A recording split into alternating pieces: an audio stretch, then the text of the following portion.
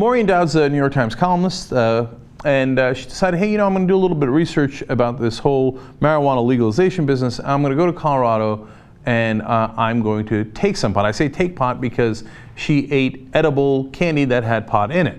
And so she wanted to see what happened. And she thought, look, she just took one bite, nothing much happened.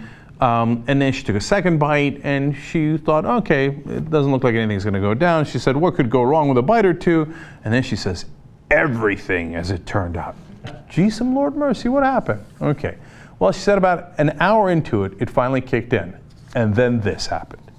But then I felt a very scary shudder go through my body and brain. I barely made it from the desk to the bed, where I lay curled up in a hallucinatory state for the next 8 hours.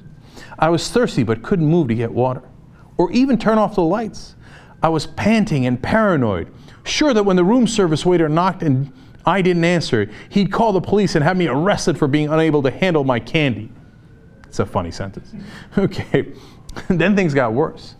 I strained to remember where I was or even what I was wearing, touching my green corduroy jeans or staring at the exposed brick wall as my paranoia deepened.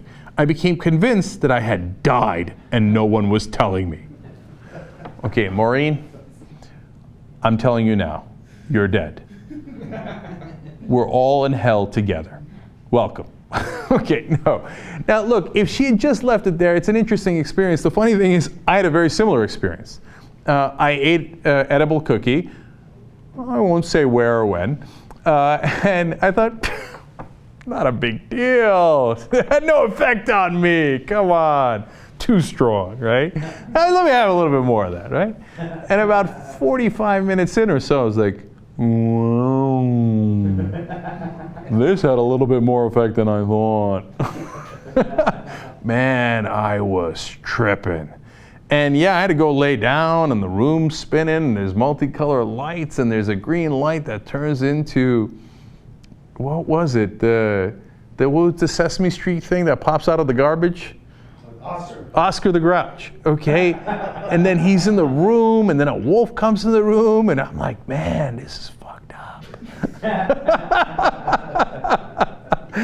I was like, note to self, don't eat too much edibles. So now if she had left it there and she says, oh, well, you know what, maybe they should tell us, what proportion we're supposed to eat. Geez, Lord mercy. Okay, that's fine. No problem with that at all. But of course, she's going to go further. She says, but the state is also coming to grips with the darker side of unleashing a drug as potent as marijuana on a horde of tourists of all ages and tolerance levels seeking a mellow buzz. I love that. She's basically saying, look, I'm older, and I was seeking a mellow buzz, and then you hit me with this edible thing and knocked my ass out. Okay, and she coming to grips with the darker side. All right, bring it down. Okay, you had a bad trip. Okay, I got you. But no, she goes further, and here comes the fear-mongering. As Jack Healy reported in the Times on Sunday, Colorado hospital officials are treating growing numbers of children and adults sickened by potent doses of edible marijuana. And neighboring states are seeing more stoned drivers. Here we go. Because you couldn't handle it, now there's, okay, what about children? It's the children and the stoned drivers. They're driving around everywhere. Okay, listen, you said you couldn't even get up out of bed. How are you driving? Right? Okay, you had a bad trip. I got you. You want to write an article about, hey, be careful with those edibles. All right, but then when you throw in the fear-mongering, like, oh, you see this, you legalized pot, and all of a sudden I'm in bed with my corduroys, and I think I'm dead, and there's stoned drivers everywhere, and all the children's faces are melting.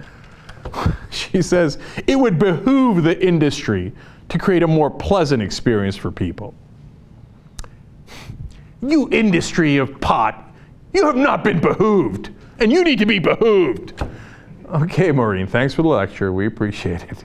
Now, chill out. Okay, yes, I agree with you. You do need a more mellow buzz.